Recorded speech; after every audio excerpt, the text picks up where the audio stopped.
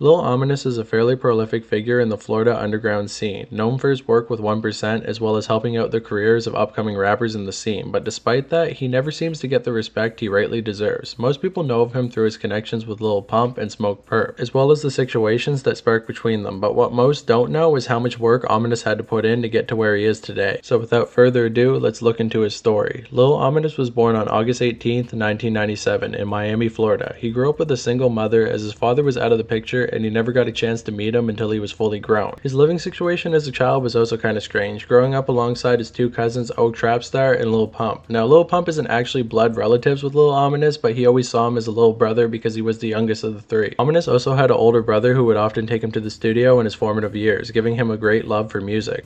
So just a quick correction there, he doesn't actually have an older brother who introduced him to making beats. There was a couple people in the area that were older and kind of showed him the way, but he was initially inspired to make beats by Soulja Boy and watching his old vlogs. So back to it. It wasn't long before he was able to pick up on what he was seeing and he started to create his own beats, even rapping on them by the time he was in 8th grade. He began his rap career under the name Wolf, something that he won't reveal because he doesn't want people looking up his old music, but before long he realized that he had to change it because he wanted to stand out more. At first he thought he would go with Anubis, but before long he picked Lil Ominous, named after his love for horror movies. Ominous's biggest inspiration in his early career was Soulja Boy. Seeing him blow up at such a young age and reach his dreams motivated Ominous to do the same. He began taking rap very seriously once he graduated high school, dropping his first full project in 2016 named Loner. This is the first taste that we got of the darker tone that Lil Ominous would start to run with throughout his entire career. And of course, growing up in Miami in the burgeoning SoundCloud scene, he was able to make several connections, meeting a young Smoke Perp one day while they were in the studio. At the time, Perp was a producer making beats in his free time, but the beats were so trash no one would rap on them. So Perp took the initiative to rap over his own beats in hopes of getting some other people to buy them for themselves. Ominous ended up hopping on one of these songs with him called It's Nothing, as well as the second song on Ominous's mixtape called Count. Around the same time, Ominous would get his little cousin Lil Pump in the studio to start recording tracks as well. Young C freestyle, show me what you got. Got you. Woo! Look at these chicks. They just a fucking Ferris. The people that write the lyrics are the fucking parents. Man, I'm so sick. You will fucking drown. This is Ocean Game. Bitch, you looking like a clown. Man, this ain't no game. When you see me, you better run. Ended up connecting him to Smoke Perp as well as getting him all the guns needed for the Ski Mask video shoot that was on Lyrical Lemonade. This song got both Perp and Pump popping in the scene, getting noticed by XXXTentacion and members only, as well as Ugly God, who was a big deal at the time. At the time, just being the guy that Ominous was, he was okay letting his music take a backseat to help push his friends into the mainstream, taking a manager-like role and keeping the boys safe as they began to indulge more and more in drugs. He would connect Lil Boom to Ugly God, connect Perp to some artist in LA, and began setting the groundwork down for the two to blow up fully. Eventually, Smoke Perp decided to head off on his own to go live with Lil Peep in hopes of creating more music with him and getting more and more drugged out as time went on. And after a while, Ominous wasn't hearing anything from Perp anymore, but he still had Pump, and after all, they grew up together, so there was no way that connection was going to get severed. But before he knew it, Pump was ghosting him as well, taking his two biggest artists away from his influence. He was supposed to perform with Pump at Rolling Loud in 2017, but Pump never hit Ominous up with the details, leading him to have to buy a ticket to get in. But despite all of that, he would still show love to his cousin by appearing in the crowd and cheering for him. There was also another show planned where Ominous was supposed to perform with Famous Dex, but once again, Pump ghosted him. It seems like once Pump blew up, he didn't want to bring a group with him, choosing to be a solo act instead. After this situation, Ominous realized that Pump was switching up on him, so he decided to focus back on his own music career, dropping his song Gang on Elevator. He then followed that song up with his biggest hit to date, Scottie Pippen, with another Elevator music video. Meanwhile, Perp began to also throw shade at Ominous, speaking down on his influence and help that he gave him in his early career. I met Pump through a mutual friend that was like way older than us, but me and Pump were way younger.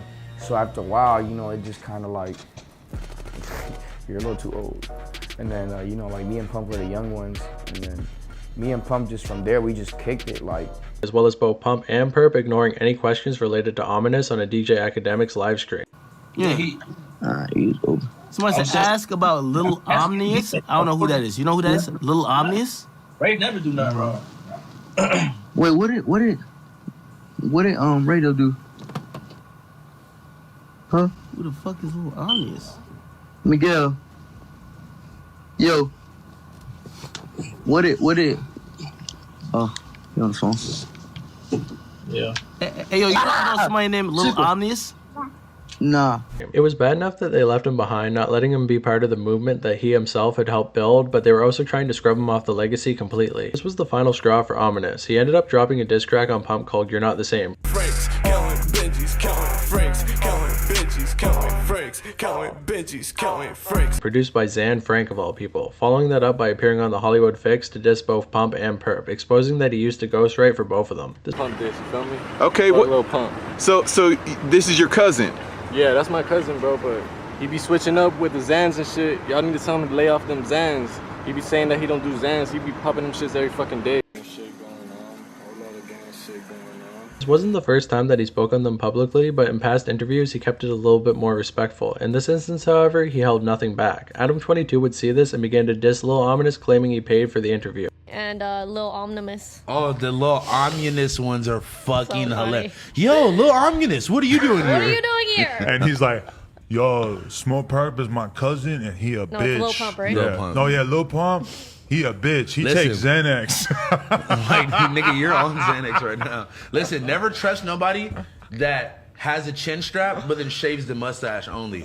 Dude, I had Lil Ominous. Wasn't he on the podcast with fucking, which would spark a minor beef between the two that never really went anywhere. Ominous would also expose some messages between him and Pump, showing just how disrespectful he was to the ones who put him on. Fuckery y'all support. This the fuck nigga y'all support, man. This fuck nigga right here. He a bitch ass nigga, fool. This nigga really said, fuck all the underground rappers trying to make it. Like, really, bro? You really finna say all this shit, bro? You really gonna say fuck your fans too, nigga? That they always listen to you? You a lame ass nigga, bro. Smoke Perp later responded to this, saying that he would smack the fuck out of Ominous, leading Ominous to clap back, saying he had evidence that Smoke Perp wasn't actually from the hood he claimed to be. Y'all, I guess y'all forgot that, huh? Stop it! Stop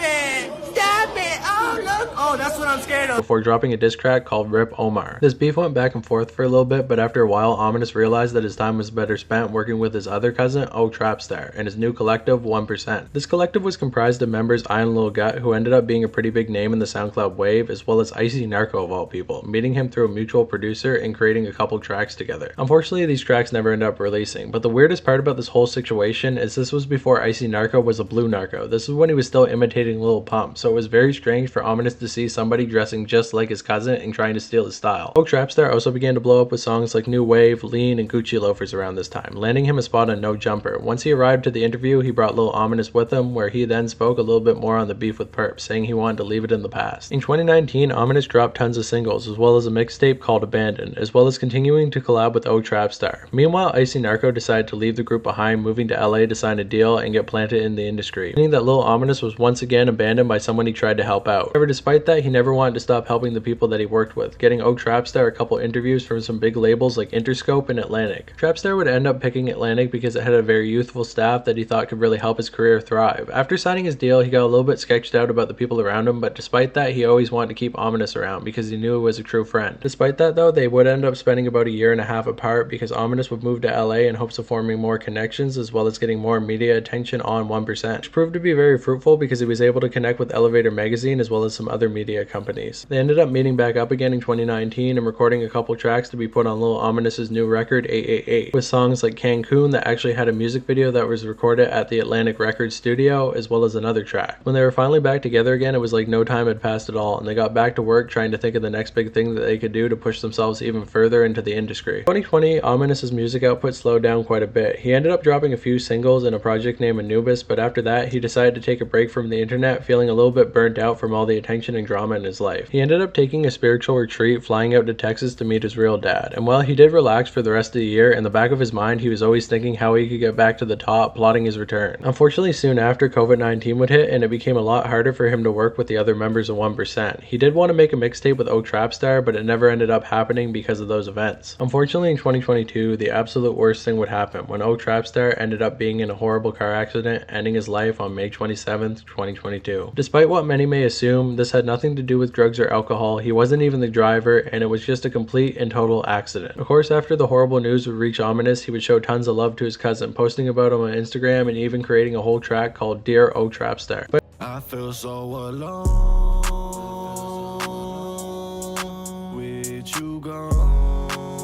Despite all the tragedy, getting screwed over multiple times, and being taken advantage of in many situations, Ominous was able to get himself back on track in late 2022. He ended up dropping his mixtape 888, as well as working with his producers and videographers in hopes of making a coherent image for himself. The rebrand is definitely in full effect, and while Lil Pump is falling off, Ominous is hard at work building up a whole new underground scene. He ended up creating his own company called Vice City World, alongside his partners Falls Chris and Skater Montez. Together they throw underground shows all over the country in hopes of bolstering the careers of some more unknown artists. They work with Kid Krunks, and despite how you feel about him, he is kinda on the comeback, as well as artists like 4-5, Smoking Skull, and a Rolling Loud artist known as K Charles. So despite all the setbacks and shortcomings he's had in his life, he's still out there trying to lay the groundwork and build a new platform for underground artists to be able to make it into the mainstream, which is definitely something that's lacking in today's music scene, because it seems like nobody's able to actually blow up without a huge label who creates their entire persona, writes their music for them, and just basically turns them into a complete bot. So big shout out to Lil Ominous. I actually reached out to him for help with this video, and he was more than willing to work with me on it, which really means a lot because I'm only a small channel, so seeing that he sees some sort of promise in me really is just really cool. So go show some love to him because he definitely deserves it. Shout out Knife Gang. If you watched the end of this video, leave a knife emoji in the comments below so that I know that you did, and if you want to subscribe, that would also be cool. I'm trying to get to 10,000 subscribers before the end of the year, so if you could help me with that, that'd be awesome. I also got a Discord server that you can join. I'm going to start listening to your music live on stream soon, so if you want me to listen to your music, go join there and we'll do that. Also follow me on Instagram. I have a second channel where I do interviews, so if you want to check those out, you definitely can. And most of all, thank you guys so much for watching. Talk to you next time. Bye.